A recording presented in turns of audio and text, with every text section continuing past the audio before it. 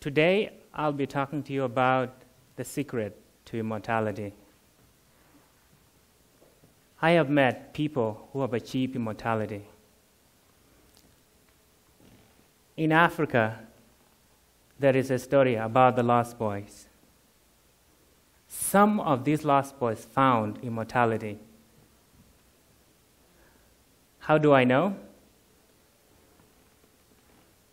I know it because I have met some of those boys. I know it because I was one of those Lost Boys. As a 6-year-old little boy, African boy, like I know you will remember those times as a 6-year-old kid.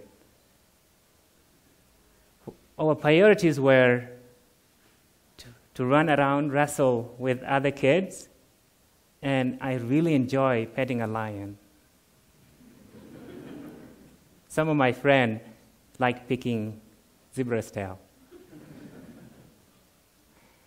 You know, like Salt Lake City, mothers were really close to their kids, and they had major influence on them. I remember a beautiful moment I had with my mother. She was just in the garden, alone, preparing the land, the ground, for the planting season. I remember just working with her, and she's just sweating. And to me, I have no idea why she was sweating. I was just a kid. So one day, when we went with her,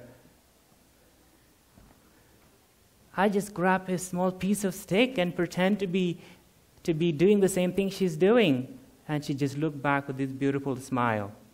It's a smile that I'll never forget. That became the light of my hope.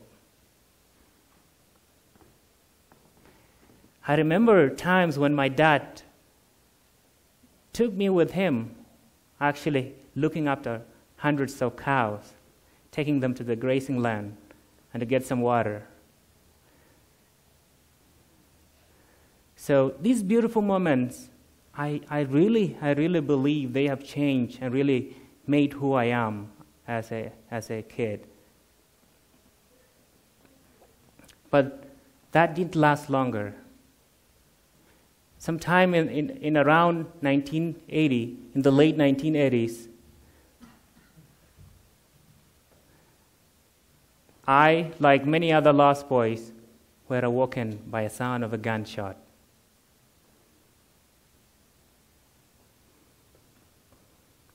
Mothers and dads had to rush to protect. The young boys had to just run the other direction that the sound of a gun is not coming from. So the boys had to trek through tall grasses of East Africa, crossing rivers, crossing forest. There was no leadership. We were a group of over 20,000 plus kids, aging from 5 through 10. And guess who was 5? Someone like me and many others. As we trek, running away, escaping the attack that happened at my village, I just saw boys like myself really struggling, really without shoes, without water, without food. We had to avoid wild tribes on the way who were trying to kidnap us, the youngest one, to keep us as their own kids. The girls, they would take girls and sell them into slavery.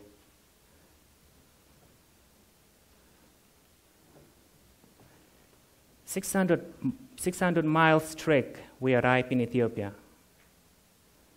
This is a distance like from Salt Lake City, Utah to Los Angeles, California. To really have a feeling and a picture of what it means to walk 600 miles as a 5-year-old.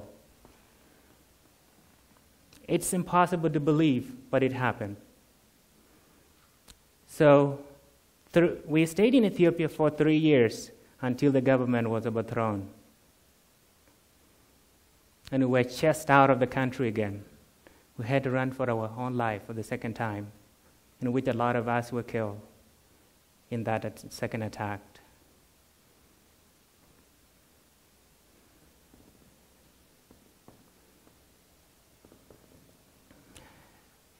There are so many incredible things, there's so many terrible things that happened in that journey. But there were powerful, amazing things that happened as well in this journey. And these are the things I would like to focus on today. So, due to the nature of and the speedy nature of the trip, there was no time to prepare for a 1,000-mile foot journey. There was no time to carry anything. Just had to run quickly. Like summer of Utah, like summer here in Utah, temperatures were up 40 degrees Celsius, and that is like 100 degrees Fahrenheit here. It was really hot. And we had to walk through it with our bare feet.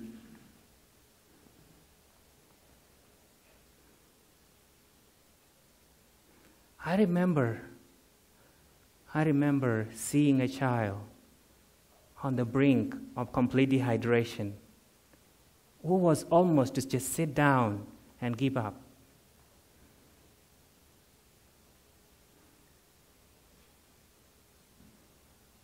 Fortunately, another boy, few years older than him, came and gave him the last of his only water before he had to leave and die later on of dehydration.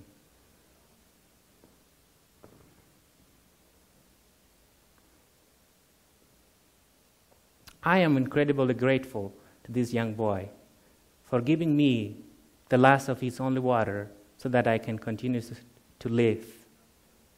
Along with the giving of this water, he has passed on to me the Spirit, his own Spirit.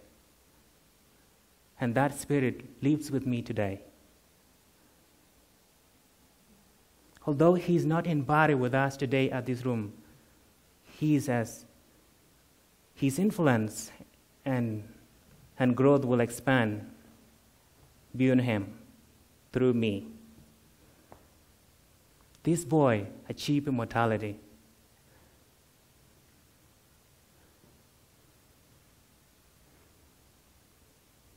As we trek 600 miles to Ethiopia,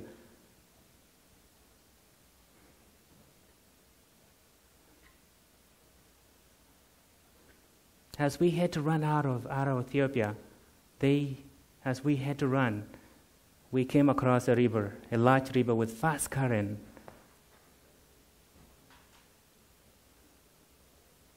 I didn't know how to swim. I was caught in dilemma because I didn't know what to do. As I stood along the river bank,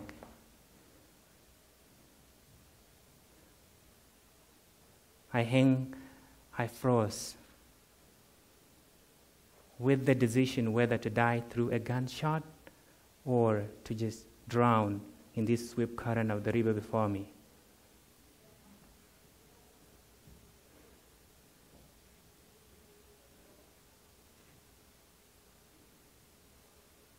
Fortunately, another boy came when it was just few feet away for these soldiers to come and just grab us and do anything they can do,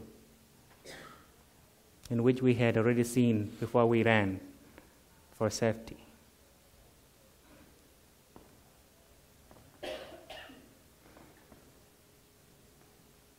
This boy came and grabbed my hand. Remember, I was frozen. I didn't know what was going on. And we jumped into the water. He was swimming with one hand forward, one hand holding me behind. Few minutes, we were lucky to cross to the other river, and he made the first step.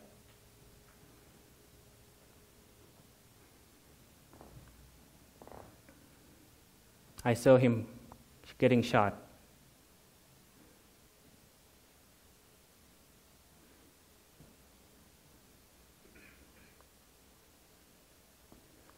Although I had buried my friend along that river, he is as alive as we went into that river today.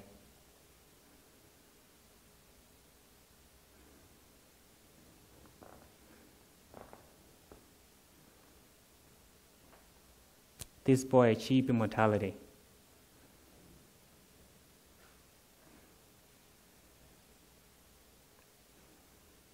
My friend with the water, my friend at the river, my friend at the water created immortality. My friend with the water created immortality by giving me the last of his only water before he had to go and die.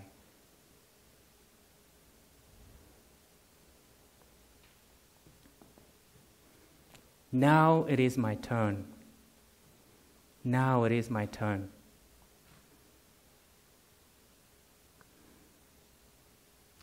In October of 2012, I was blessed and lucky to find my mother, my younger brother. I went and met them. It was the best moment ever in my life. Remember that smile? I hadn't forgotten until I met her again and listened to those stories.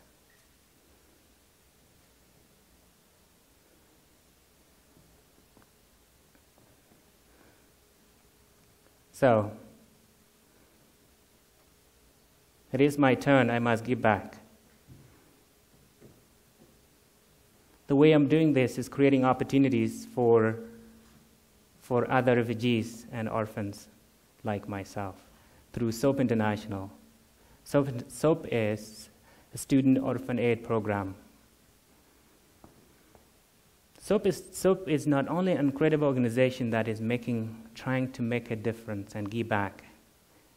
Organizations like Winfrey Leadership Academy and Gates Foundation are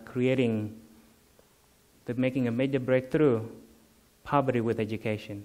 SOAP International is doing the same thing.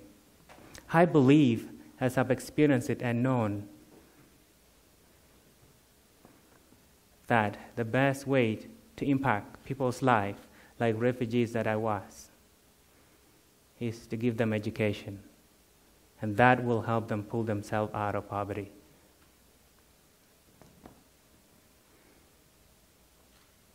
So SOAP helped Deng and Malak. Malak experienced the death of his mother as a 4-year-old child. Deng did too. SOAP gives them money to cover their food, tuition, and we also mentor them through the whole process.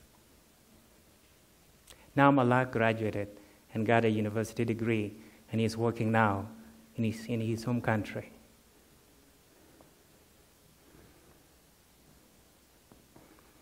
Opportunities lies around us.